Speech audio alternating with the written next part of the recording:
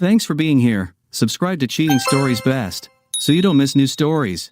My wife missed an opportunity. Can we get it back on track? Today's story has a similar plot. Enjoy it! Dexter Williger listened to Willie and tapped out the tune of an old song on the steering wheel of his truck as he drove down the main street of Wilson's Mill. It was hot, dry, and dreary outside, but he kept the window of his old truck open as he drove. Sweat ran down his face, and dust from the road coated his once white t-shirt. His hands were smeared with machine oil, as were his shirt and dirty jeans. By all rights, he should have been angry and upset, but for some reason, he just wasn't. This was out of character. Don took in everything life threw at him and grinned. He rolled with the blows, bowed his head, and continued to advance. He was driving through town on his way to the John Deere dealership, 37 miles away, to pick up a part for his old combine. Most farmers would be so angry that they would shake and scream over the breakdown. Don was upset but accepted what fate had given him.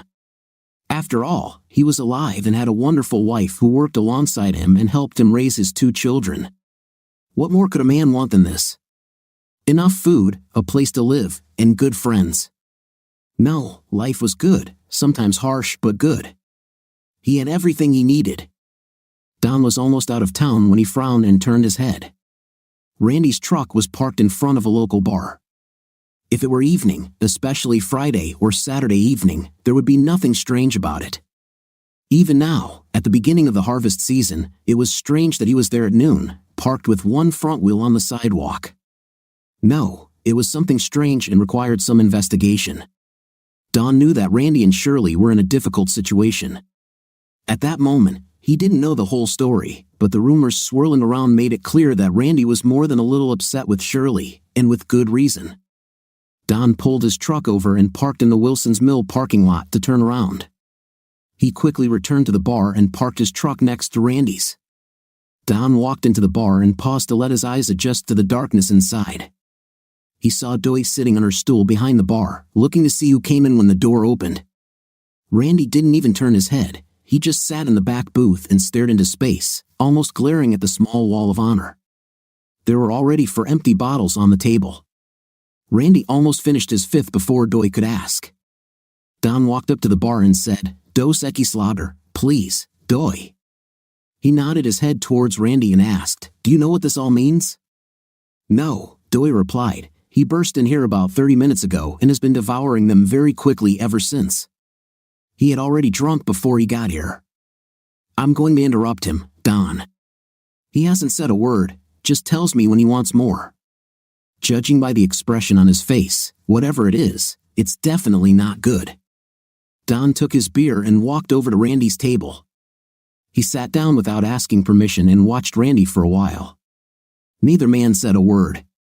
Randy finished his beer and looked toward the bar, picking up the empty bottle and shaking it back and forth.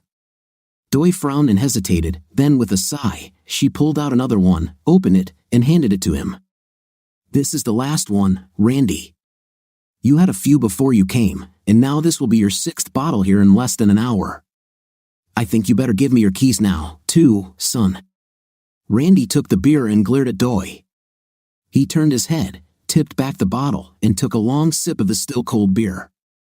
His face turned back to the wall and her photographs while his hands tightened their grip on the beer bottle, his jaw clenched in anger as his gaze glared at the picture. Don turned his head to see what Randy was staring at. He seemed to be looking at a photograph of Don and himself with Stewart, Paul, Mona, Graber Wilson, Anderson, and some of the other men and women of their security company while they were in the sandbox during Desert Storm almost 16 years ago. For the life of him, he couldn't understand why Randy was looking at the photo with such anger. Finally, Don said, "You want to talk about it, buddy?" Randy looked away and looked at Don for the first time, his brow furrowed and his lips pursed. "You know," he asked, "how long has she been doing this?" Don frowned, took another look at the photos, and replied, "What do you mean, buddy?" Randy gave a short, strangled laugh and replied, "That's right, you tell me that you are the only one who didn't know, except me. This is all heck. Even Doi knows, don't you, Doi?" Don looked up at the surprised Doi. She frowned, shrugged, then shook her head. Randy yelled, "They were here." "I know, isn't it? What friends you all turned out to be. I thought we were like in a movie, a band of brothers, brothers before girls, at night. Crap, come on, Randy said. Don said, dude, we've been close since high school, but I have absolutely no idea what the hell you're talking about right now. Come on, at least give me a hint. Randy stared at Don for a moment. Don could almost see the gears turning in Randy's brain. Finally, he said, well, maybe you don't know. Ever since you married Mona, you haven't been here that often, but damn, you still come to this coffee shop often. Didn't Mona say anything? Don thought he knew why Randy was in this state right now and said, well, yeah, but... Randy jumped to his feet and tried to punch Don. Don jumped back and dodged the blow. He was glad that the table they were sitting at had booths along the wall and chairs with their backs to the room. If there had been a full house, Randy would have probably punched him. Whatever the case, Don nearly lost his balance when his legs became entangled in a falling chair. Luckily, when Randy lunged and struck, he was so drunk that he lost his balance. Don was the first to regain his balance and hugged Randy, pinning his arms to his sides so Randy wouldn't hit him. Having done this, he said, son, I don't know what crawled up your fifth place, but you asked. Now let me finish. Like I said, yes, we all know you and Shirley have been fighting for the last few months. Damn, I heard some things she told you, and if Mona talked to me like that, we'd be going around in circles. But that's all I know, and I think that's all Mona knows too. That's no reason to try and hit me, though. Damn it, we're friends. Randy struggled a moment longer, then relaxed. To Don's embarrassment, Randy collapsed back into his seat and began to cry. Don looked at Doy and shook his head. He thought, damn, all we need now is a crying drunk. He looked at his watch. It took too long. He needed to get to the hardware store before closing, get his part, and return home. Crap, finally Don made a decision. He reached into Randy's pocket and pulled out his wallet, then headed toward the bar. How much is it, Doy? 7 bottles of beer cost $14, as always, Don. You know it. What are you going to do with it? Damn it, I don't know. You don't think I can leave him here, do you? Doy smiled and shook her head lightly back and forth. Understood. Don pulled $15 out of Randy's wallet, then took one out of his and handed it to Doy. She looked at the money and said, I said 7 bottles of beer, Don. Yes, I heard. Keep it to yourself and keep quiet about it, please, Doy. I'll take it with me while I get my parts and try to figure out what's going on. Fine. If you can let me know what's wrong too, maybe I can help. It's just not like him at all. Don returned to Randy and helped him up. Come on, Randy, he said. You can go to the city with me while I buy spare parts for the combine. We'll talk a little on the way. As they pulled onto the road and the tires began to hum, Don looked at Randy. He looked out the window, clenching his jaw tightly. Don said, now, buddy, why don't you tell me what the hell is going on today? She's, and is going to leave me? What? Who is this, and is going to leave you, Shirley? Damn, I know you've been at each other's throats for a while now, but what makes you think she's going to leave you? Do you really think that swearing will solve problems? I don't just call her names, it is a fact she's a. These are the facts. I heard her talking to Trickster Willie this morning. She's a real easy-to-get young woman from real life for this idiot pimp. I was supposed to be planting second crop beans in wheat stubble, but I forgot to oil the seeder, so I went back inside to do it. I was working in the garage when they left the house. She was supposed to leave for town this morning, said she had some bills to pay and she'd probably be there all day, shopping and everything. You know she's been running around a lot lately. I couldn't cope with my work at home, the house is a complete mess. Damn it, I don't have any clean clothes, and dishes are piled up everywhere. She used to handle the housework and could still help me a little, but now, sometimes she doesn't even have a dish ready when I come over to eat. Anyway, Trickster Willie parked his old truck in the lot next to her car, and they were talking as they walked out. I heard him tell her that he had 1 client for her this morning and 3 wanted to see her at noon. I just stood there in shock, I couldn't believe I actually heard it. I looked through the crack in the door and saw her laughing and flirting. She looked worried. She asked how much he charged them and what they all wanted. Told her that in the morning it's just regular intimate, but at noon, it's big money. Everything would be unlimited, any hole, as many times as they wanted for 2 hours for $1,500. Damn cheater, she simply stopped and smiled, then extended her hand and said, money in advance. Willie looked offended and said he would pay, and then asked her if she didn't trust him. She said, hell no, I don't trust you. You. Last time I had one of those unlimited acts, you paid me for a simple check. Now I want my $1,000 up front or I don't see any of it. You won't deceive me anymore. You know I have to earn enough to get the hell out of here. I can't stand this anymore. I'm sick of this damn farm, the dirt, and all that crap. I'm sick of all these farmers.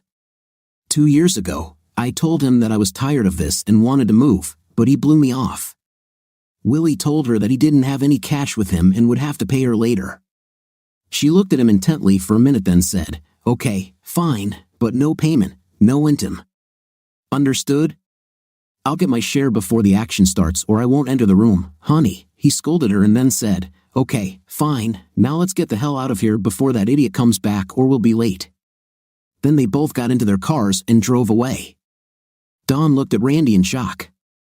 Wow, man, are you sure that's what they said? What did they say when you came face to face with them? Dude, I didn't say call it. I mean, I was so shocked and they left so quickly that I just stood there in shock.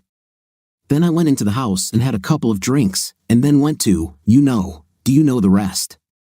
The rest of the ride passed in silence as the two men watched the road and lived in their own thoughts. On the way back home, Don finally said, so, what now? Are you going to explain yourself to her or what? What the hell are you talking about? Is gone and Willie will remain in the world of offended men. You should have taken your piece and served it instead of getting drunk. I probably screwed this one up, but yeah, we're going to have a fight now. A little pain will pass, and I will divorce this, as quickly as possible. Both men continued to reflect on the events of the past day as they drove. Don barely slowed down to the speed limit as they passed Wilson's Mill. Randy shouted, hey, you forgot my truck, Don. No, I didn't forget, Randy. You come home with me and we'll talk about this some more. I want Mona in this, and I think we need Slim too. Mona? Dude, I don't know, she's quite close to Shirley. I think Slim is fine, but why do you want to involve him? You know that all four of us were locked in the sandbox. Heck, we've been friends since high school. Besides, Mona is smart, she's probably smarter than any of us, and I trust her completely. She won't give you away. After what her sister-in-law did to her brother, she hates traitors with a passion. I never really liked the Dodger, but after we got back, something really went wrong with him. All 6 of us banded together when we graduated from high school and went through that hell together. We had each other's backs. Well, now those of us left still have your back. I have to admit, when we were there, and Trickster Willie and Shirley had a night, I thought they were going to get married. We were all surprised when she married you and not him. I could never understand why, really. Well, I guess I was stupid. Do you know me, Willie, and Shirley served in the same platoon? We were always together on missions and so on. Well, I also thought that Shirley and Willie were a couple, but I guess that's not the case. Or maybe that's how it was. Damn it, I don't know. I know she slept with him often, of course, but she slept with me too, and I heard that she was doing this with several others, but I was never able to prove it. Anyway, I spent as much time with her as I could, damn it. She was a woman, and I was lonely like everyone else, and it was damn good intimate. And it still is. I thought we were close, but every now and then she and Willie would go away, and sometimes after that, I would see her with someone else. Anyway, after Willie's dad died and he came home early, Shirley and I were kind of together all the time.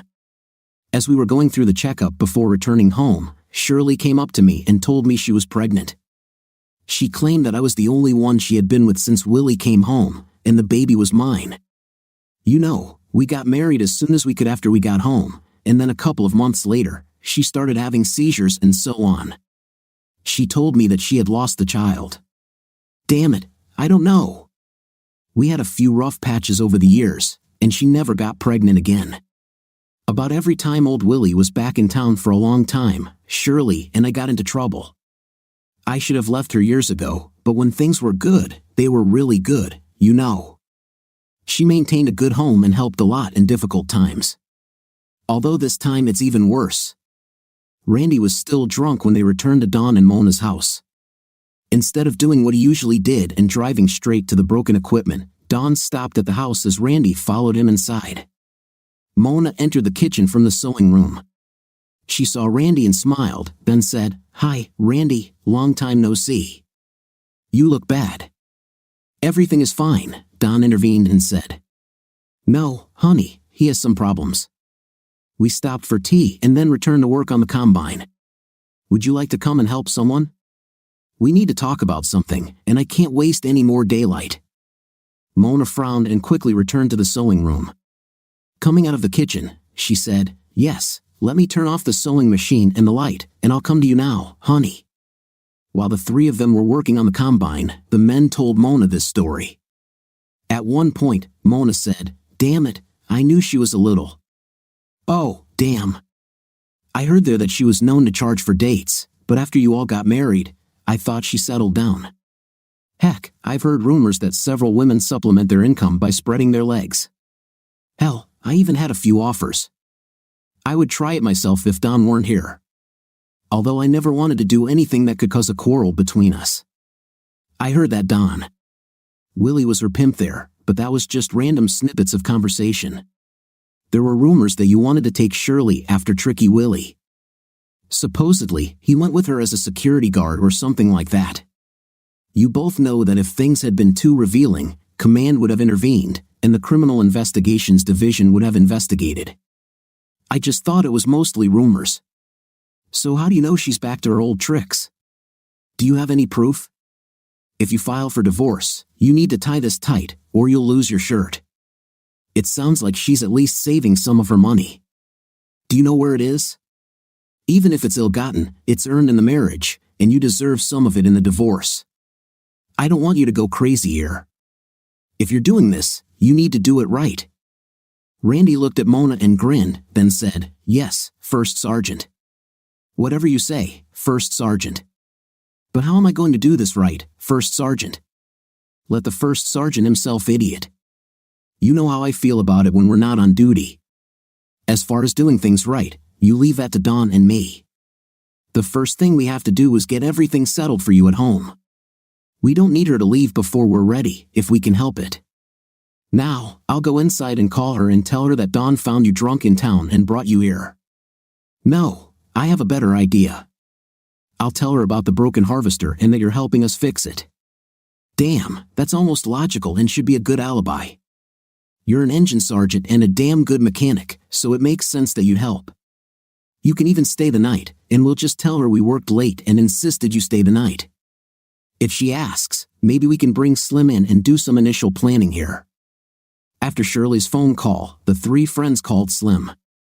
He agreed to come and supposedly help them work on the combine. After Slim arrived, against Mona's better judgment, they all grabbed beers and sat around the kitchen table discussing Ree's problem with Shirley. They decided they needed more help and called in a couple of their security friends. However, they had to be careful because Shirley was also still in the guard, and they didn't want rumors to get to her. That weekend, the three friends went to a security meeting as usual, but sometimes during the day, they found time to talk quietly and recruit 2 or 3 people to help Randy. They only spoke to those they felt they could trust. They didn't talk to anyone they hadn't previously agreed upon to try to get involved in the operation. Slim was still on security duty but in a different unit that wasn't meeting that weekend. However, he also had a couple of people he would contact in his next exercise. For the most part, the Guard is a small organization, and many people know each other, especially in the upper echelons. Of course, many people in the security unit are local residents, so they also know each other as neighbors. Randy found it almost impossible to stay home with Shirley around. Luckily, this was his busiest part of the year, and he could legitimately spend most of his time away from work. It was also plausible that he ate quickly, talked to her a little, went to bed early, got up early, and left the house. He was legitimately tired every night, and because of that and Shirley's attitude, he managed to avoid having an intim with her. His first series of tests for intimately transmitted diseases came back negative, and he began to breathe easier. He was pretty sure that Shirley used protection most, perhaps all of the time with her clients, because she never brought any illness into his home. The guard was regularly tested for AIDS and other diseases, so his civilian tests were mainly to allay Randy's fears. He really didn't expect to find any illnesses. 10 days after meeting with Dawn, the friends met to begin detailed planning for their operation. Since she was the first sergeant of their unit, Mona had access to the armory. It helped that Randy was a motor sergeant and Dawn was a drill sergeant. Mona simply received permission from her commander to meet with some of her sergeants in the armory at the appointed time. The 3 old-timers and 6 of their friends and fellow guardsmen met in the armory dressed in uniform as if they were doing legitimate work. Neither Shirley nor Willie thought anything unusual was going on. In case anyone decided to check on the conspirators, they did plan something for future training and left some paper notes. This, of course, was also necessary for them to be paid for their evening work. The meeting was held in a military manner. They prepared an operational order, brainstormed plans for the operation, and determined the equipment needed for it. Some of the necessary equipment had been provided to them by the guards, and they planned to use it. Of course, they would be using it in an unauthorized manner, but given their rank position in the unit and length of service, they were confident that unless it was lost or damaged, they could easily get by with borrowing the equipment. All surveillance would be led by 3 men whom Slim hired from his military police unit. 2 of them actually worked as law enforcement officers in their civilian jobs. One was a deputy sheriff in their county, the other a city policeman. These 2 men brought additional experience to the operation and even had access to some quality surveillance equipment. The icing on the cake was that if they could get information about Shirley and Tricky Willie, they could use the legally obtained piece of evidence to prosecute them, assuming they were involved in trafficking their bodies. They might even be able to attract other law enforcement agencies. 13 days after their first planning session in the armory room, they were ready to execute their plan. All participants were aware of their role in the operation and prepared to carry out a mission that was, to all intents and purposes, military, regardless of the fact that it was conducted in a civilian location. At the beginning of the operation, as in any military operation, intelligence gathering began. The programs were downloaded to Shirley and Wilson's cell phones, landline telephones were tapped, and cameras and voice recorders were installed in both homes and vehicles. Players were targeted to identify additional co-conspirators. It took them 2 weeks to find where Shirley hid her earnings. Unsurprisingly, she did not have a local bank account for this money. A somewhat bigger surprise was that the money was also not deposited in the safe deposit box. She kept the money in a safe inside an old garbage disposal parked behind the machine shed. At some point, the safe was welded inside the grain separation area of the combine, in front of the straw separator. She actually had to get into the car to gain access to the safe. She used it quite often. There was a fairly well-defined area under the back of the combine where she would climb in and out of the machine to hide her money. After they found the safe, the team installed a high-sensitivity, low-light camera in the harvester to get a clear image of the dial so they could identify the combination and collect the money when the operation was complete. On the 20th day of surveillance, Thursday, Mona received a call from Slim, the senior sergeant of surveillance. He said, "We have a serious problem here. Terry is going crazy and wants to quit everything. We need a team decision on this issue and probably a hell of a lot more influence than any of us have. What's itching in your 5th place, Skinny? Calm down, damn it. You sound more excited than when we were bringing the mortars there. Willie and Shirley are working today. You know we kept an eye on them, and the game here became much more dangerous." They waited in the motel room for their midday clients. After Willie finished receiving his fee, Shirley asked for her share of the day's earnings. He said, "Nothing will work out this afternoon, Shirley. It's a freebie, like an insurance policy for us." Shirley just looked at Willie and said, "Nobody has this girl for free, and I'm damn sure I'm not going to give 4 idiots unlimited for free. I'm leaving here." Willie grabbed her hand and pulled her back into the room and then onto the bed. He looked really scared and said, "Shirley, we have no choice here. Your current clients are the sheriff, the chief of police, and 2 of their friends. The sheriff or the chief of police, one of them, somehow got wind of us, and the sheriff came to me with a deal. They can own it for free once a month and receive 10% of the proceeds, or we'll go to jail. We have no choice here, Shirley. Well, Terry got really scared when he heard that and wanted to leave, but we talked him into staying until we talked to you. Damn, now we don't know what to do with it. We have no idea how deeply rotten county or city law enforcement is. Damn it, who the hell should we get involved with this, or should we just give up? I mean, he's upset about the damn illegal surveillance in the first place.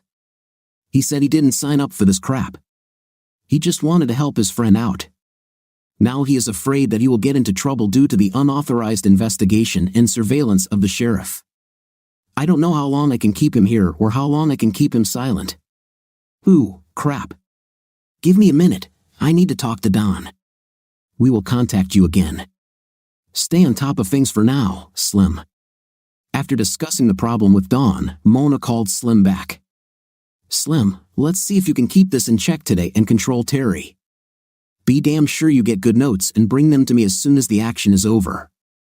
We, of course, need reliable backups and good hiding places for these recordings. We'll have a meeting Monday night at the Armory to discuss this with the team. We can do this either before or after our meeting. The group stopped monitoring Shirley and Wilson but continued to collect electronic information from intercepted telephone conversations as well as from homes and vehicles. Much of this was very interesting. Not only were the sheriff and police chief involved, but they also caught the name of the local prosecutor being mentioned in one of the intercepted phone calls. Wilson said, Shirley, you have to work with another insurance tomorrow at 10 a.m. Shirley replied, bullshit. I already gave those idiots their monthly night. We all agreed that they have me 1 day a month, that's all. Shirley, it's not them. Somehow, the prosecutor found out about us. Now you have to offer him the same deal, and tomorrow will be his first session. The sheriff intervened. We make a lot of money defending him, but you need to give the prosecutor some money. Otherwise, his defense won't be enough. The prosecutor also receives another 5% of profit from us. Wilson exclaimed, damn it, Willie. When will this end? Now you make me work for free 2 days a month, and we lose 15% of our income. How the hell did you even let this happen? Shirley replied, damn it, it wasn't me, Shirley. You know I don't like it any more than you do. I thought about just leaving, but I think the sheriff thought about it. He said that if we left, he would put us on the wanted list for trading services and a bunch of other crap. This owns us now, Shirley. Just be glad that he allows us to keep what we earn now. Shirley retorted, fine, you son of a. I don't know why I even let you talk me into doing this. Do it for a while, you said. We'd get rich, and we'd be able to blow up this little town, you said. We would be rich and live the good life we always dreamed of. Now look at us, I'm trapped being a dam. And hey, there you are, Shirley, you love your job and you know it. Wilson continued, damn it, Shirley, shut up. They don't know about it, and we should make damn sure they never find out, even if they let me pay them back for that too. It might piss off some very bad people. Maybe I should cool off with this a little, or maybe just stop selling here. Shirley conceded, yes, exactly. I'll just keep my other business out of the county. Maybe I'll just take care of it when we're away from here, or maybe I can find someone to do the work for me here and just supply them with the product. Yes, that's what I'll do. I might not make as much money, but it might be a lot safer, and they wouldn't be able to squeeze a profit out of me if I didn't sell, right? Shirley muttered, you stupid. Then she said louder, okay, you win again. Another damn wasted day. Once again, Shirley was forced to provide for herself for free. The group discussed their intelligence so far and decided that it had gone too far. The original plan was to obtain information about Shirley and Wilson and then report them to the public before Randy filed for divorce. They then planned to present it to the prosecutor. This would, of course, benefit Randy because if Shirley had been convicted of a crime, a divorce would have been more beneficial to him. Now that the entire top law enforcement leadership of the county was involved in the mess, they had to reconsider their plan. They even worried about Wilson's other business. All any of them could think about was illegal substances, and if he was involved in this, they sure as hell wanted to get some serious law enforcement involved. In the middle of the meeting, Mona said, "Listen, we're in deep. We urgently need to get this up the chain. I think we need to contact the FBI on this matter." Hearing Mona say this, Randy mumbled, "Damn, that's just wrong. I want to hurt Willie and Shirley. How will I do this if we call the FBI?" Mona looked back at the angry drunk Randy and regarded him for a moment, the way only a first sergeant and a wife could, even if she wasn't his wife. She looked at a slightly more sober Don and then said, "Look, Randy, I think we all want you to be able to hurt them a little, but we can't just do something that hurts them and let the officials of our districts leave. Damn it, if they're so unethical that they act like, and let Tricky Willie bribe them with some girl for the night, then what are they doing for other criminals? We must get them too. You know as well as I do that they would never have gone after Trickster and Shirley if we had given them the evidence we had. It would be like cutting your own throat. Besides, if we let them know that we have dirt on them, they too can make our lives hell. No, we must go after them too and perhaps risk the fact that you will have to take less revenge than you want." Randy grumbled, "Well, I don't like it. I want these idiots to hurt as much as I do. They deserve this pain." Don looked around the table before leaning back in his chair. He said, "Look, Randy, none of us are lawyers. Heck, none of us have a college degree in more than 2 years. We have no way of knowing exactly what the outcome of all this will be, but I seem to remember hearing that convicted criminals are much less likely to get a good divorce agreement than those who are squeaky clean. I think you need to see a lawyer before we get too far. I also think that no matter what else is going on, we need to empty this safe as soon as possible. At first, I thought we needed to just use a combo and drain it, but now I think we need to do something even worse to throw her off the scent. Well, of course, we have to take this money. I'll be damned if she can trick me and then walk away with a ton of cash and half of my farm and things," Randy exclaimed. "Yes, but if we do this right, we can give you your money back and make it look like someone else took it. Maybe I'm being overly cautious, but I think I have an idea that will give you some legitimate cash to report on your tax return and a way to hide some of her damn money," Don proposed. Randy looked at Don curiously and said, "How am I going to do this?" "Well, look, the price of scrap iron is quite high now. We all have a bunch of old scrap metal on our farm. We all need to come together and take our scrap metal to the landfill for recycling. Larger pieces will need to be cut and transported. We can start at my house, then do the cutting before we get to yours. We all have big trucks, trailers, and torches to cut large machinery into smaller pieces. We can load scrap metal onto our tractors. When we get to your house, the first piece we cut will be the harvester. We'll be sure to cut the combine open so the safe is still hidden pretty well inside. Before we start cutting, we'll open the safe and take almost all the money out of it. We'll leave, say, a couple of hundred inside in case it opens when they crush the scrap metal. If they crush it in place, you won't lose much. They typically use a magnet and load the scrap into railroad cars and then send it to be melted down. Either way, this is a perfectly acceptable way for you to get most of the money without anyone knowing anything. We just have to make sure we have a day or two to get the job done before Shirley discovers that the harvester is either cut up or missing. When she misses the harvester, she'll be royally angry, but she won't be able to tell you why. She might even suspect that you found the safe, but she won't be able to prove anything. We'll hide the money somewhere else until this all blows over, and then we'll give it back to you," Don explained. Randy looked around at his friends sitting at the table. His face broke into a wide smile, and he said, "Now, that's what I'm talking about. We get the money, but they have her." He chuckled and said, "Hey, it's true, isn't it? She still has it every time, and I did it to her again. I like it. So, how do we make Shirley and Willie pay? I still want it to hurt." Mona intervened again, saying, "Don, I like your idea for several reasons. We're all getting rid of some clutter in our homes, and boy, do I know how much I love it. I've been tired of all this stuff for quite some time, but I didn't say anything about it because we were so damn busy. We all get some extra income as well. But most importantly, Randy gets a ton of Patsy money for free.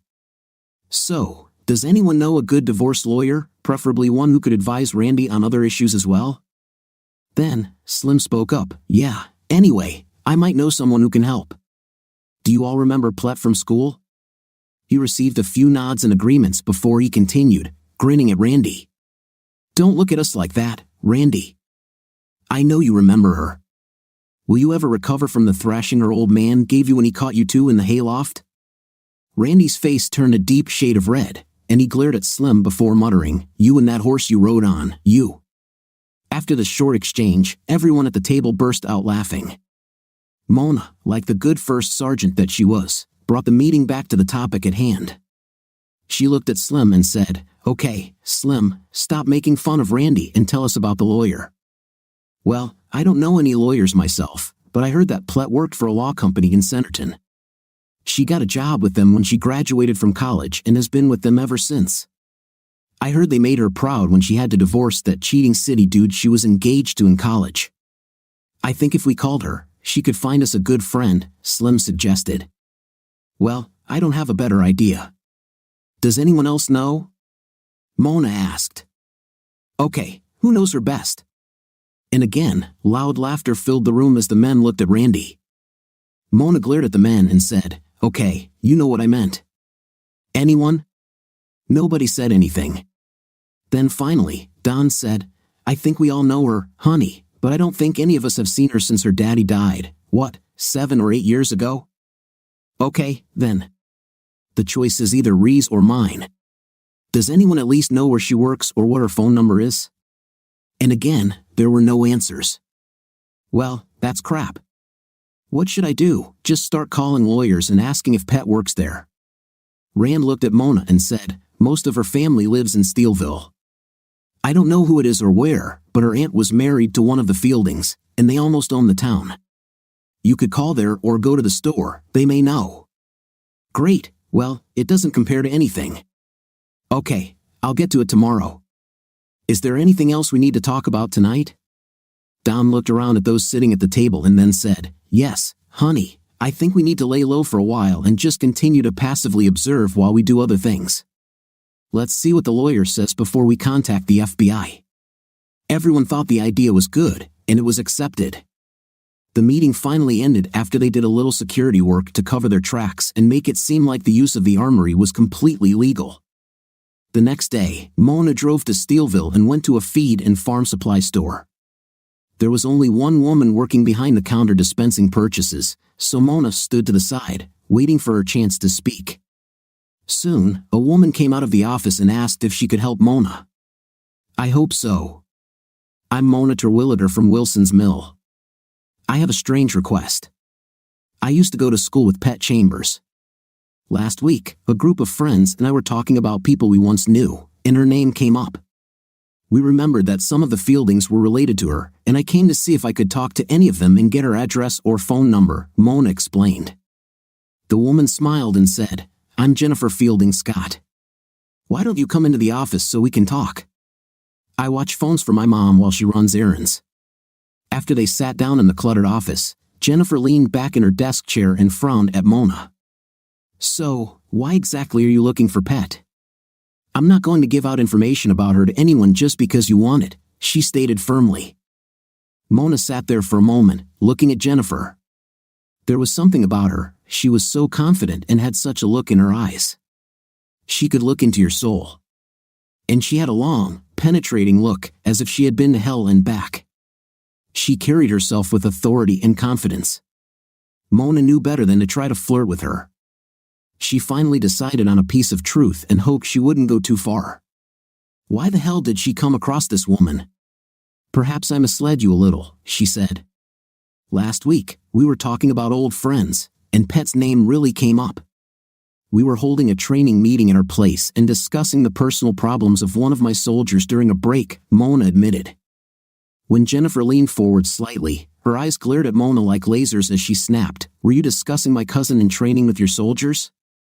"Just who the hell are you, Missy?" "I'm a commander, USN retired, so you can take this as an order if you want. Now, I want to see some ID, and I mean now. Unless you convince me that you mean Pet no harm, you won't get anything from me." Mona thought, "Oh damn." Mona looked at Jennifer again and realized it. The "I will be obeyed" look is a deep-rooted confidence that comes with command, and for senior military officers. She had never thought about whether Jennifer could legally give her an order or not. Her immediate reaction was to obey the senior officer. So she rummaged through her purse and found her ID. She leaned forward and handed her ID to Jennifer. Jennifer looked at the ID and handed it back. "First Sergeant, right? Well, I guess you're not some stalker or axe murderer. Anyway, so First Sergeant, why do you want to find Pet?" she asked. Mona replied, "Like I said, ma'am, we were in a meeting and her name came up. One of my men is having some problems with his cheating wife, and some of us were helping him get information about her. When we learned something that was much, much beyond our expertise, a few years ago, we heard that Pet was working for a lawyer. So, we wanted to talk to her about a divorce lawyer and someone who could help with another matter as well.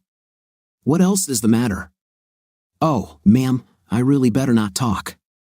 This is truly massive, and many people could get hurt or even killed if we don't handle it properly. God, what the hell have you gotten yourself into here? Okay, never mind. I'll take your word for it right now." Jennifer picked up the phone and dialed the number after looking it up in the little book she had in her purse. When the call was answered, she said, "Hi, Paul.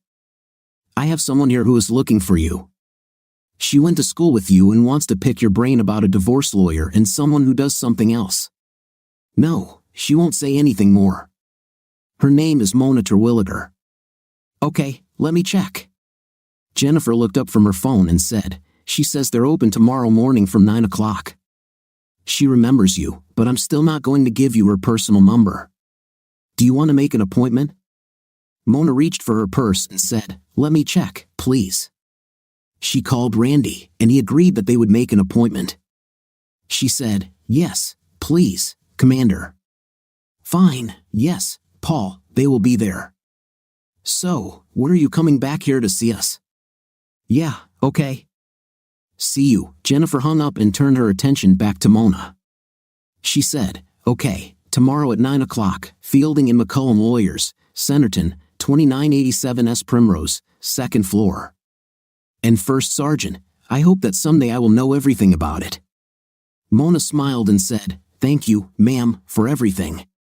And if I'm not wrong in my assumptions, you and everyone in the county will hear about it in a few weeks." The next morning, Randy, Dawn, and Mona arrived at the lawyer's office about 10 minutes early. As soon as they entered, a beautiful woman about their age looked up from her computer terminal. She smiled and said, "Randy, what a surprise. I see you're still dating Mona, and Dawn, nice to see you all. Come in and have a seat. We were only expecting Mona, but I assume you're all together. How about a cup of coffee? Chuck is talking on the phone, but I don't think it will be for long." Pet had not yet returned with coffee when a well-dressed middle-aged man entered the reception area. He smiled and said, "I'm Charles Fielding Jr. You can call me Chuck.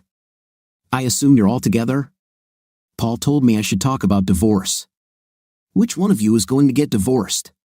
Randy raised his hand and said, "It must be me, sir. I'm Randall Thomas, but most people call me Randy." At that moment, Pet came back and giggled. She blushed slightly and said, "Yes, you have always been lustful, as far as I remember. We both got in trouble for this." Then Chuck laughed and, holding out his hand to Randy, said, "Okay, I know the story. You know Bradley hated you until the day he died. He never forgot what you and Paul did in his loft. And then you had the nerve to tell him it was none of his business.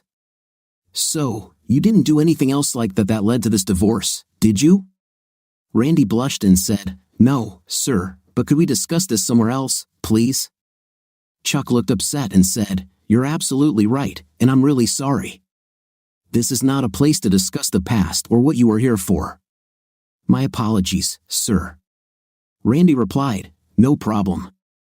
I understand, but we really need privacy for this." Chuck turned to Pet and said, "As soon as Betty gets here, come in." "No, I don't know why, but I think you better be aware from the beginning.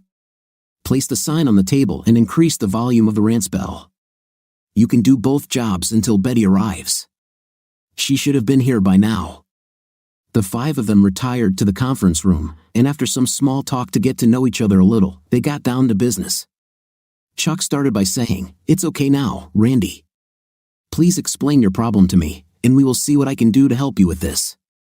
Randy started telling Chuck about Shirley, beginning with her alleged actions in Iraq, then about their marriage and what he overheard that made him suspect her of cheating. He explained how Don and Mona became involved in the case and what they discovered while investigating Shirley and Wilson. When he got to the point where the sheriff's involvement became known, Chuck said, "Whoa, are you trying to tell me that the sheriff, police chief, and Potter County prosecutor are taking protection money from Shirley and this Wilson character? Do you have any evidence for your claim? You know this is a very serious charge. Before we can do anything, we need more than just your word." Randy looked at Mona, and she reached for her large bag, saying, "Chuck, we know what you're talking about. I have a copy of this recording and several others if you want to listen to them." She handed the DVD to Chuck, who inserted it into his laptop and turned it so everyone could see. After the DVD finished playing, Chuck sat back in his chair, very shocked. He said, "I can't believe it.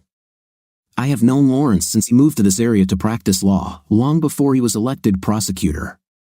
I just can't believe he or the sheriff would be involved in something like this. I recommend putting off your divorce for a while, Randy, until authorities complete their own investigation into these allegations.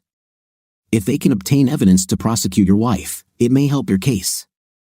Plus, we could hurt their case against the sheriff, the police chief, and the prosecutor if we go to court for a divorce now. I can help with your divorce, and I can put you in touch with people who can help with others. May I ask what other damaging information you have?" After they continued discussing the case, Chuck picked up the phone from the conference table and said, "Betty, something pretty serious has happened. Please cancel the rest of my appointments for today and reschedule them for another time. But before you do, please call Mark Howard and ask him to come here as soon as he can. Tell him this is extremely important, the most important thing he has at work today." After the phone call, Chuck sat back in his chair and clasped his fingers together, thinking.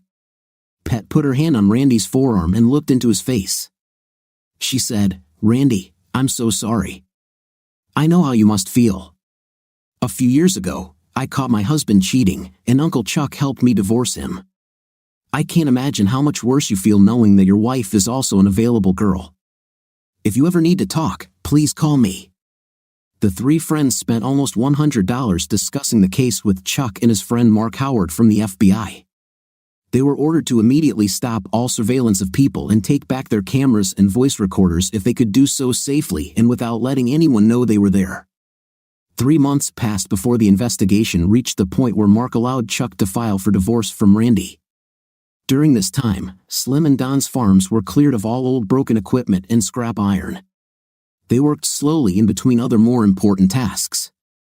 Finally, they were given permission to file for divorce, and the friends immediately went to Randy's junk pile to get the cash from the safe before Shirley either tried to take it and run away or something else happened to them. They waited until they were sure she and Wilson were working and then went to the combine first, just as they had planned many months ago. The night they emptied Shirley's safe, the friends met at Don's house to count the money. They worked for almost 2 hours before they finished. After Mona tallied the balance, she looked at Randy in shock. She said, "Oh my God, Randy, there's almost $500,000 here. If we're not mistaken, it's $487,400. How the hell has she been doing this for so long? And if she has that much cash, how much more has she received and spent? Has she ever been faithful to you?" "I'm sorry, Randy, I shouldn't have said that." "No problem, Mona. I've been asking myself the same question ever since we discovered this mess. Now I even wonder if the child she lost right after we got married was even mine. Thank God we never managed to have children." The next afternoon, Slim, Don, and Randy were clearing away scrap metal when Shirley came into the machine room to see what they were doing. She stopped and stared at the spot where the old combine used to be, then almost ran over to Randy. She screamed, "Randy, what the hell are you doing? Where's the old combine and other equipment? We all needed some extra money in this damn economy, so since scrap metal sells for a good price, we cleaned out our junk. We've already cleaned Don and Slim's houses and started cleaning ours yesterday. We cut large pieces before taking them to the scrapyard." "Why do you ask?" Shirley collapsed to the ground crying. Randy looked down at her and said, "What's wrong with you, Shirley? For God's sake, it's just a pile of scrap metal. Why are you crying? Where are you going? I really like this combination. This was the first big machine we bought for the farm. You can't just throw it away. Sorry, Shirley, I didn't think you'd be so attached to it. It's just a piece of worn-out metal. Heck, I suspect it's on its way to being melted down by now. They loaded it right onto the train when we brought it in yesterday. Shirley jumped up and slapped Randy, then screamed, "You son of a! How could you get rid of our harvester?" She ran around the machine shed, and soon they heard the roar of a car in the driveway. Randy looked at his friends and smiled, rubbing his cheek. He said, "Well, it went pretty well, didn't it? I wonder where she's going." Everyone present laughed and then went back to work. Later that evening, Shirley was still not home. Around 8:30 p.m., Randy received a call from a very upset Shirley. She was crying, and he could barely understand her when she said, "Randy, honey, I'm in jail in Centerton. Could you please come and pay my deposit so I can go home? Should I pay bail?" "What the hell have you done, Shirley? And what is the deposit bail is $10,000. I was arrested for exposing myself to public ridicule and not leaving private property when ordered. They also said I was resisting arrest." "What the hell were you doing?" "Nothing, this is all just a misunderstanding. Please hurry up." He heard the phone hang up. Randy laughed to himself for a moment, then called the Centerton Police Department to find out why Shirley had been arrested. The officer Randy spoke to reviewed the complaint and told him that she was at the salvage yard, running around stacks of metal and yelling about her harvester. She refused to leave when ordered, so she was arrested.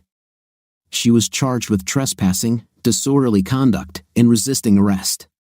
Randy laughed again, and after the conversation ended, he dialed Paul Pett's cell phone number.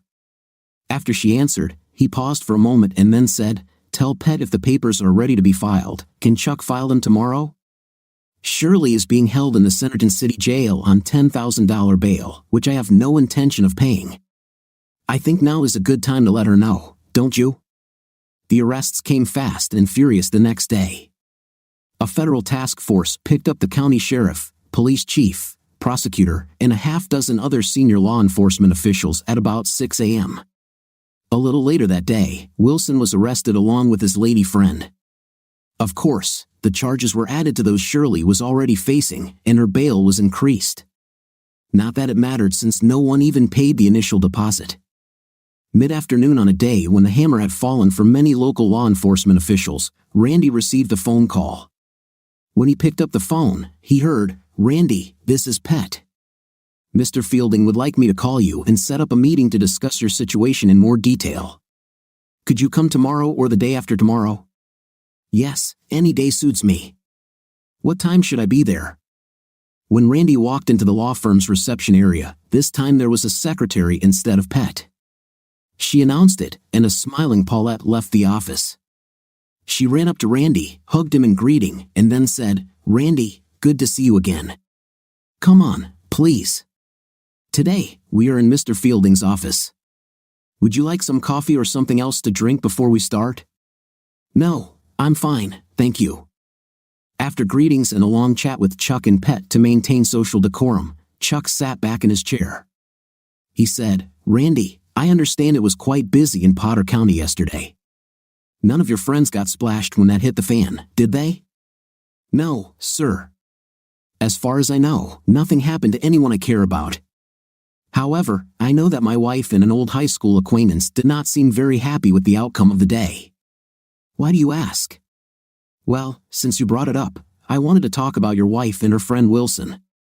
We can file for divorce and serve it right now if you want, but I advise you to wait. If she is found guilty of almost any of the charges brought against her, the divorce will go much better for you.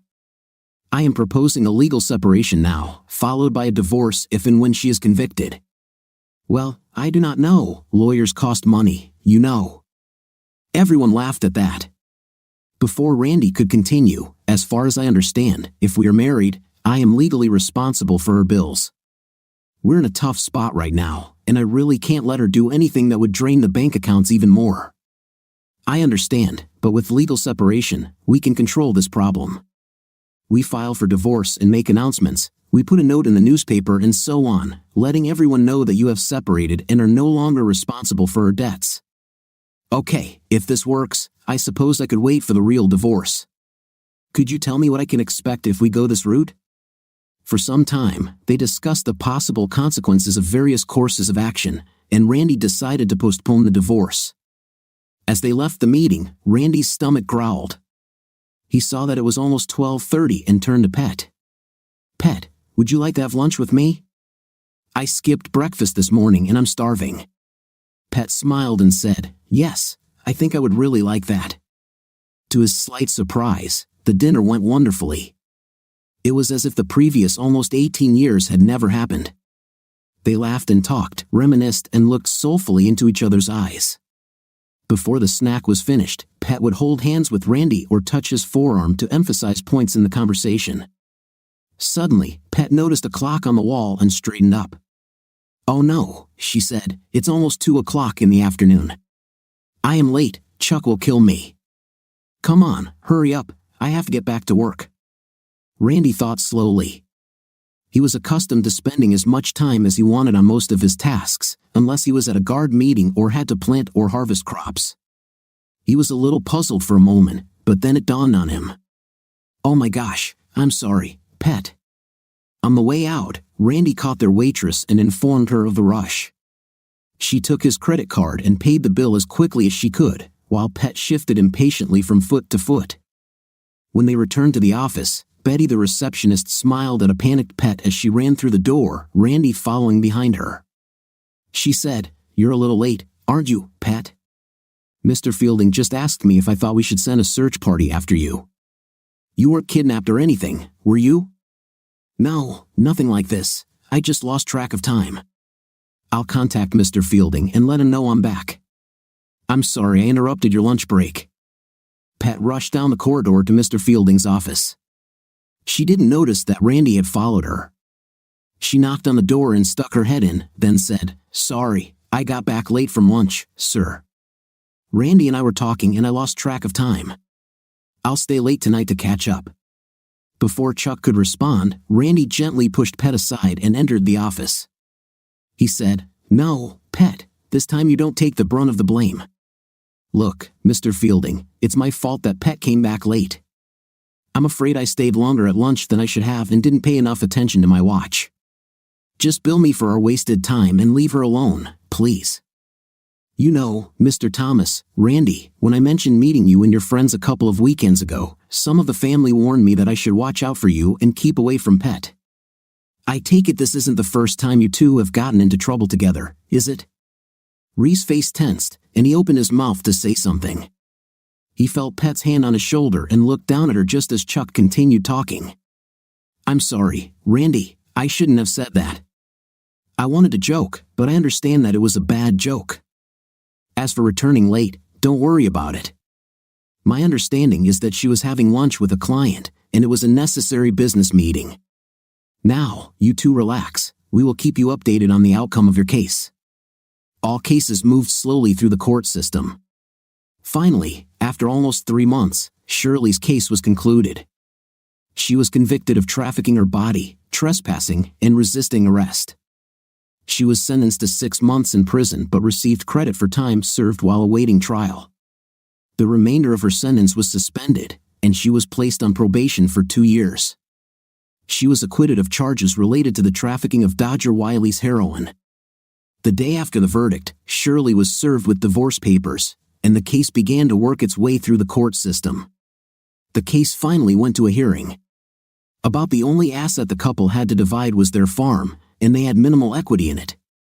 Sure, there were bank accounts and vehicles, but they weren't worth much. After hearing the case, the judge made her decision.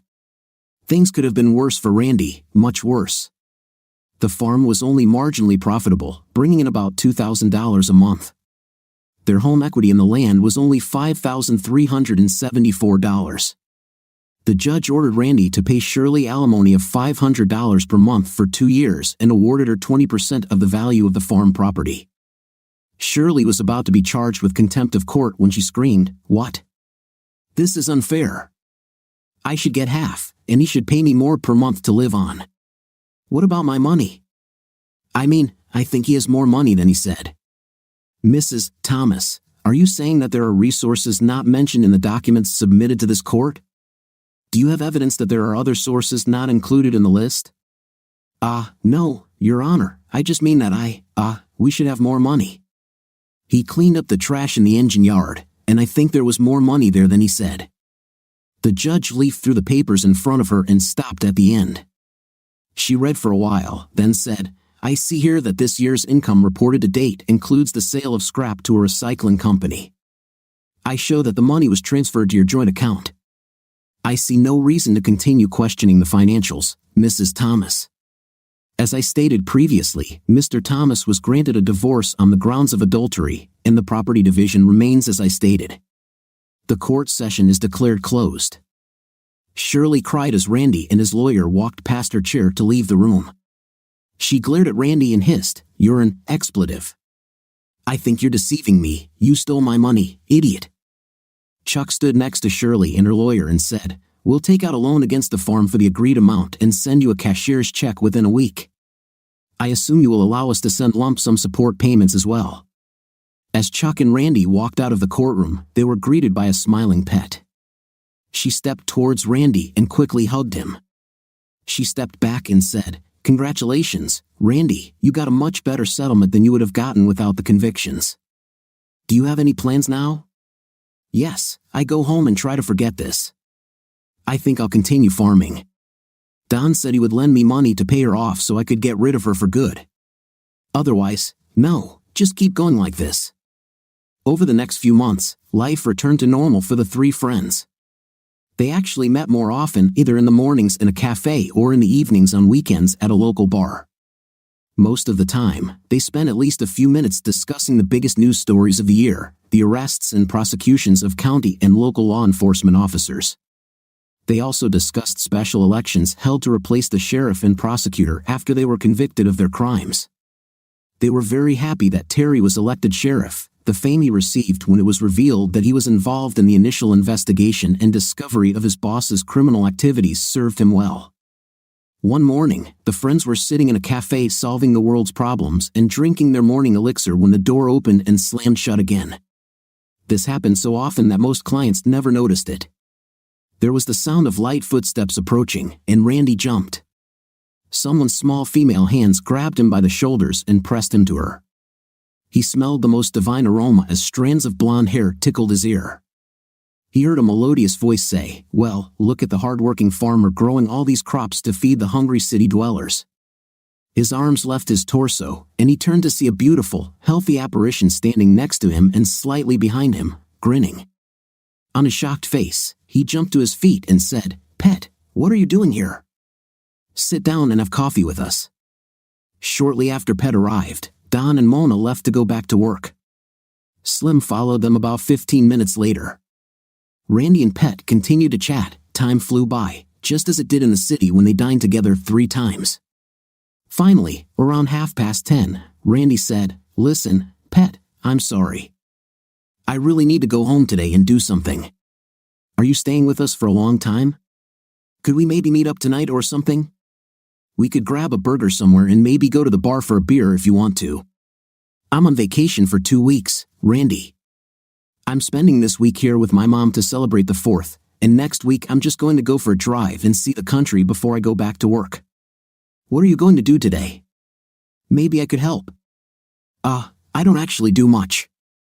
I just need to finish work on my planter to get it ready for planting my second crop of soybeans. I need to change the plates, lubricate them, and then once that's done, I'll work on the combine to get it ready to roll. Heck, if you want, you can come, and we can be together while I work on this. I like to have everything ready to go before the 4th of July. It would be great. I really enjoy my job, but sometimes I really miss the farm. I used to enjoy working with my dad when he did field work. I miss some of the animals too, but not the hard, dirty work of castrating and processing cattle, and I never want to milk another cow. Heck, I even enjoyed bottle feeding the calves when we picked them up from Mom to milk them. Perhaps you could come to your mother on the 4th. The family always has a big party. We go to Field Resort Grill and eat and drink too much. We always swim, and some of the guys fish or play golf. Damn it, why am I telling you all this? You probably remember what we did when we were dating. I know everyone would love to see you again. I don't know. I remember a couple of them wanted to kick my 5th place for a while. Pet laughed, and her eyes sparkled as she replied, well, yeah, but they got over it. I'm sure Mom would be glad to see you again. She always said that you were the best boy that ever came to us, and she included my brother's friends among them. Then it's a date. Besides Thanksgiving and Christmas, the 4th of July is my favorite holiday. Shirley and I always took at least a day off and headed to the river to camp and barbecue with our friends. Pet noticed the moisture in the corners of Randy's eyes as he first choked and then clenched his jaw in anger, remembering what his now ex-wife had done throughout their marriage. She gently placed her hand on his shoulder and said, I know the wound is still fresh, it will take some time to heal, but trust me, it will heal. However, you will never forget, and this makes it much harder to trust again. Randy and Pet each drove their own car to Randy's farm. He waited until she got out of the car, then invited her inside to look at the house. When she mentioned how nice the yard and exterior were, after a brief tour, Randy said, I really need to get to work, Pet. He went to the refrigerator and got himself a beer. Over his shoulder, he said, I'm drinking beer, want one? Paulette smiled and said, of course. It had been a long time since I had eaten this early. Remember those times when we went canoeing and we had a relationship? Sometimes we would finish our 2nd or 3rd beer by 10 in the morning. Yes, those were the good old days, Randy said with regret. We certainly had our fun last summer before. Pet laughed and said, yes, sometimes I regret that I didn't ignore Dad and break up with you. By the time I decided, I was a big girl and had the courage to go against his wishes. You and the other guys had already moved on to basic training and advanced individual training. I was in college when you all came back, and I fell under the spell of your 5th place. Pet sat and chatted with Randy while he worked. For the first few minutes, soon she was already acting as his assistant, bringing, carrying, and helping as best she could. All day they worked, talked, and joked. About 2:30 in the afternoon, Randy's stomach began to growl loudly. He stood up and said, I have to go and get something to eat. Please come and have lunch with me. All we'll have is a sandwich and chips, but if you behave, I'll have another beer with you to wash it down. Pet smiled and said, of course, if it doesn't bother you too much. After grabbing a quick sandwich, the couple returned to the machine room and got back to work. Randy stopped around 4:30 p.m. and cleaned the oil and grime off his palms with store-bought liquid. He turned to Pet and said, well, those 2 matters are over. Why don't we clean up and run to the bar for dinner? Sounds funny, although I'll have to run home and clean myself up. I feel pretty dirty and know I must smell terrible. I really enjoyed today, though. Thank you for putting up with me. No problem, you helped me a lot, and it was really nice to see you again. What do you say if I pick you up around 6? Fine, I'll be ready. It was almost 3 in the morning when Randy dropped Pet off at her mother's house. He walked her to the door, and before she entered, he hugged her and kissed her tenderly. He stepped back about 2 feet and said, I had a lot of fun tonight, Pet. Thank you for coming with me. Pet stepped towards Randy, gently placed her hand on his chest, and looked up at him with shining eyes. She smiled and, standing on tiptoes, quickly kissed him. I can't remember when I've enjoyed going out with someone as much as I did tonight. Thank you for inviting me, she said. She stepped back and turned slightly to put her hand on the doorknob, then looked back at Randy before stepping inside. Randy slowly walked back to his truck and made the short drive to his house. He and Pet had dinner, then went to a club where they listened to country music from a popular local band and danced the night away. After leaving the club, they stopped for breakfast at a late-night diner before heading back to Wilson's Mill. Randy walked into his house and began to undress. Heading to his bedroom, he rushed into the shower to wash off the cigarette smoke, then headed to bed, where he quickly fell into a dreamless sleep. It was almost 10 in the morning when he woke up. While his morning coffee was brewing, Randy did his morning chores, fed the chickens, collected eggs, fed the dog, and enjoyed the moment a little. When he was done, he poured himself his first cup of coffee and sat down on the covered patio to drink it. He pulled his phone out of his pocket and called Pet. When Pet hesitantly answered the phone, Randy grinned and said, "Good morning, beautiful. I was sitting here with my first cup of coffee and wanted to call and thank you again for last night." They talked for a while, and Randy said, "I have to go, honey. I need to get something done today or I'll really fall behind." "Fine, bye," Pet said, just before Randy interrupted the conversation. "Hey, wait, what time should I pick you up for the barbecue on Thursday?" "Oh, I don't know. You remember, people start showing up in the middle of the morning, say around 9:30. We can make a whole day out of this." "Okay, see you then." Randy felt strange as he and Pet walked into the clearing where the family meeting was taking place. He knew almost everyone there except for the spouses who came from out of town, and he even knew some of them because he had seen them in the city with his companion. For the first few minutes, Pet led him around the room, either introducing him to those he didn't know or standing proudly next to him as he greeted those he did know. After making sure he was settled, Pet left Randy with some of their mutual friends and headed over to where the women were working, setting out food plates and so on.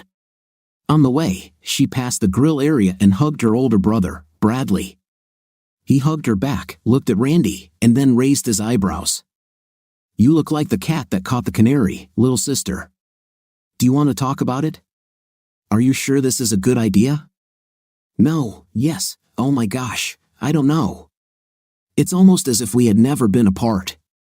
He makes me laugh. It's been so long since I've had this good. Brad, I missed him so much when Dad sent him away, but I was afraid to go against his will. Now I feel like we have been given a second chance. I want this to work out so badly, but we are completely different people than those two children who were caught in the loft that night. You need to be careful, sis. Don't rush into it because you remember or think you remember loving him when you were in high school. I think he's a good person, but you remember how hard it was for us growing up. Farming is hard work, and he is a farmer. You are used to an easy life in the city. Are you sure you want to chase him?" I think so.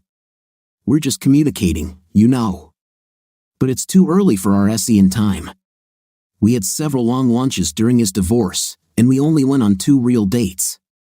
I spent last Saturday helping him work on his equipment before we went out, and it was fun. It might be fun for one day, sis, but is that what you want to do for the rest of your life? I thought you were itching to get off the farm when you went to college. I did. So well, no, not really. I wanted to get away from Dad and those damn cash cows. I never minded the idea of being a grain or beef farmer's wife, but I hated helping milk. We never got to go on vacation or anything like that. We had to be home twice a day to milk those damn cows. We started at 6:30 in the morning, and if we were lucky, finished by 7 or 8 in the evening. To his surprise, Randy had a great time at the barbecue. After eating, he and Pet walked a few meters upstream to the swimming area, swam, talked, and had a few beers with a few of their old school friends. It's time to help clean up and head home. Long before it's ready for the rest of the summer, Randy and Pet talked on the phone almost every evening. They usually had at least 1 date a week, sometimes 2, unless Randy was too busy at the farm. In this case, Pet was usually able to get to his house to either see him there at the end of the day, or she would meet him in the field for a quick lunch or ride with him on equipment if there was a safe place to do so. She especially liked riding the combine with him. The cabin was large enough to accommodate an extra seat, and the cabin had air conditioning. A couple of times, she even drove his grain truck to the grain elevator during harvest. It was like old times for her while she was waiting for her turn to unload. She talked to other people who were unloading there. Finally, the harvest was completed, and Randy planted winter wheat. He was able to slow down and work shorter days again.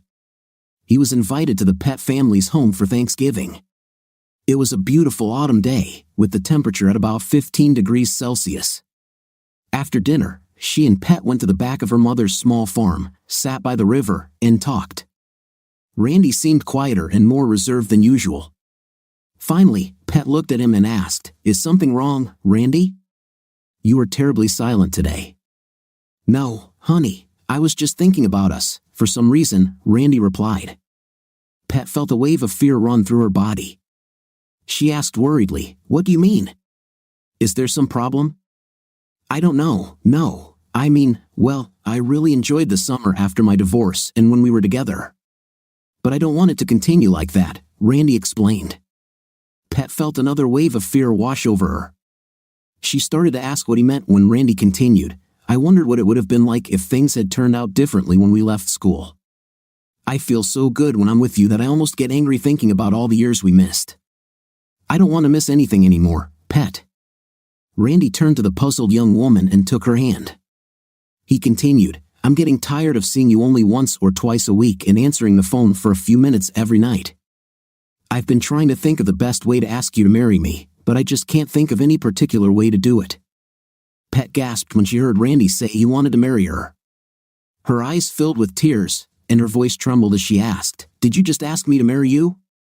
Randy reached into his pocket and pulled out a ring. He handed it to her with a sheepish smile before saying, "Yeah, I guess I did. Pretty unconvincing, isn't it? But I really love you. I think I've always loved you, and getting to know you again this spring and summer has only made me realize how much. So, what do you say? Will you do this?"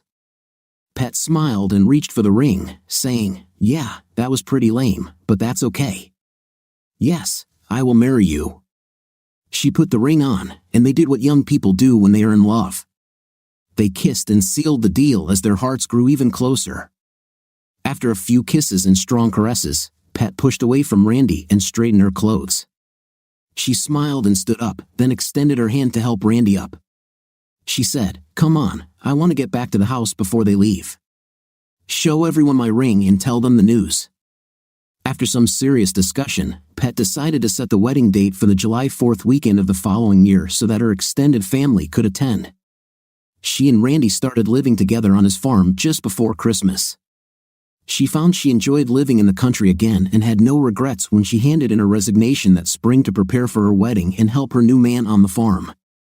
The week of the 4th of July held a special place in their hearts for several reasons. It was not only their nation's birthday but also the week they lost each other in their youth. She and Randy were caught making love on the 4th of July after they graduated from high school, and her father kicked Randy out and forbade them to see each other again. They started their new relationship the week of July 4th, so it was only fitting that they got married then. Up until the day they died, the 4th of July held special meaning for this couple. What do you think of our story today? In my opinion, the situation is not pleasant, and to find out that your wife missed the opportunity to improve, although in this story they have a happy ending, but the problem of which in this story is not fully disclosed. What do you think? Write in the comments. See you in the comments.